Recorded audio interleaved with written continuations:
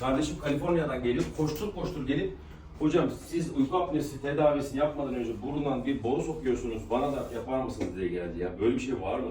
Sen de Kaliforniya'dan gel buraya flexible endoskopi olma. Evet. Genç yakışıklı kardeşim horlama ve uyku apnesiyle ilgili sıkıntıları var. Daha önce geçirilmiş bir burun cerrahisi var.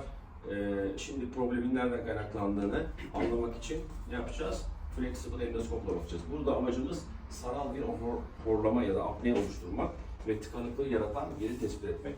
Ne yapıyoruz? Burundan giriyoruz. Burası orta veya orta konka ile alt konka arasında ilerliyoruz. Burası en kolay gidilebilecek yer. Nasofarinks'e bakıyoruz. Burası geniz bölgesi. Çocuklarda geniz eti olan yer. Yutkun bakalım. Süpersiniz. Horlar gibi yap bakalım baba.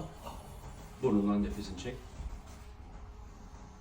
Burası nasofarinks bölgesi. Bir daha horlar gibi yap baba.